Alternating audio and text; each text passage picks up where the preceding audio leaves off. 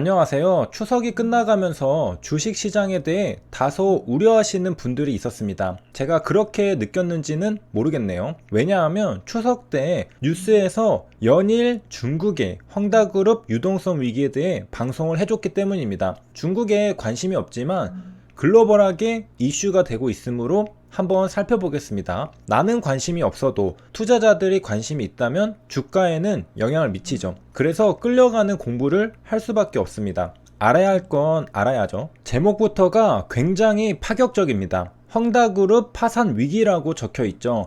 헝다 기업도 아니고 그룹입니다. 적자 전환했다 정도가 아니라 파산 위기라고 하죠. 헝다그룹은 중국을 대표하는 초대형 부동산 재벌 기업입니다. 기울다가 쓰러진 게 아니라 한순간에 파산 위기에 놓이게 되었습니다. 그래서 글로벌하게 충격을 주지 않을까 투자자들이 우려하게 된 것이죠. 무엇이든 악재는 갑자기 발생하면 시장에 충격을 주게 됩니다. 그래서인지는 모르겠으나 코스피는 마이너스 0.41%로 소폭 하락 마감했고요. 코스닥은 마이너스 0.94%로 역시 소폭 하락 마감했습니다. HLB는 마이너스 4.71% 하락 마감했고요. 그러니까 시장 지수도 HLB도 모두 하락 마감했습니다. 다시 헝다그룹으로 돌아와서요. 이 사진은 중국 상해에 위치한 헝다그룹 본사의 전경입니다. 전경은 한눈에 바라보이는 전체의 경치를 뜻합니다. 헝다의 가운데 글자가 큰 대자죠. 크다는 의미입니다. 말 그대로 진짜 큰 기업이었죠. 부동산 열풍에 힘입어 대형 부동산 개발업체로 성장했습니다. 예나 지금이나 재벌은 부동산에서 나오는 것 같습니다. 그런데 항상 장밋빛 미래만 보장된 건 아니죠. 최근에 중국 정부가 규제를 가하기 시작했습니다. 집값이 급등하니까 눌러야겠다고 판단한 거죠. 그래서 대출 규제를 들어갔습니다. 그러다 보니까 헝다그룹이 직격탄을 맞게 된 것입니다. 채권 이자조차 지급하는 걸 장담하기 힘들 정도로 돈줄이 말라버렸다고 합니다. 유동성 위기죠. 어떻게 이런 일이 벌어진 걸까? 먼저 헝다그룹은 자수성가의 표본으로 불리는 창업주 쉬자인 회장으로부터 시작되었습니다. 빈농의 아들에서 중국 최대 부호로 성장한 입지전적인 인물이죠. 입지전적이라는 말은 힘든 상황 속에서도 성공을 이뤄낼 때 사용하는 표현입니다. 부자가 더 부자가 된 게 아니라 가난한 농부의 아들이 중국 최고 부자가 되었으니까 드라마틱한 인생이죠. 헝다그룹은 다른 부동산 업체와 다른 전략을 사용해서 대성공을 거뒀는데요.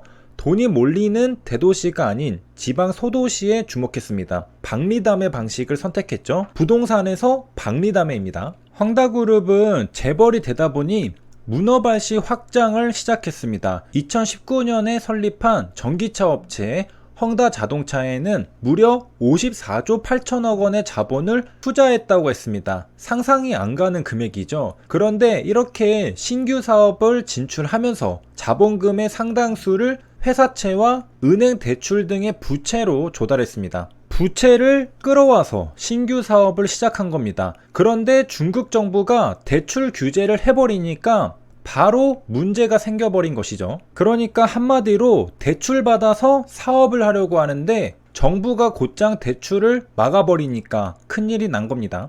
이래서 레버리지는 무섭습니다. 주식할 때도 매번 느끼죠. 아까 봤듯이 헝다그룹은 회사채와 은행 부채를 통해 자본금을 조달했습니다. 그런데 은행은 위기의 순간에는 정말 빠르죠. 중국 정부 규제가 발표된 후 국유은행이 앞다퉈 부동산 대출을 회수했습니다. 그러니까 순식간에 헝다그룹은 자금난에 빠지게 된 것이죠. 그러다 보니까 헝다그룹 이거 채무 불이행 나오는 거 아니냐, 디폴트 나오는 거 아니냐, 이런 우려감이 퍼지기 시작했습니다. 주가는 당연히 폭락이죠. 1년 고점이 20달러였는데 22일에는 2달러로 마감했습니다. 무려 90%나 주가가 빠진 거죠. 그러니까 헝다그룹은 우려를 불식시키기 위해 이자 지급 계획을 발표합니다. 23일 제때 425억 원의 이자를 지급할 것이라고 말이죠. 그런데 더 큰 금액인 993억 원 지급에 대해서는 따로 말을 하지 않았습니다. 그러니까 투자자들은 혼란스러운 거죠. 분명 헝다그룹은 우리 425억 원 갚는다 라고 호언장담했습니다. 그런데 993억 원은 그건 어떻게 할 건데가 된 겁니다. 모를 리가 없는데 왜 말을 안 하지? 이런 의문이 드는 거죠. 그래서 기자들이 긴밀하게 조사를 하고 있습니다. 그 결과 블룸버그 통신은 헝다그룹이 이미 대출 이자를 못 갚고 있다고 전했습니다. 20일에 두 곳의 은행에게 이자를 줘야 하는데 못 줬다는 거죠. 이미 펑크가 나고 있다는 겁니다.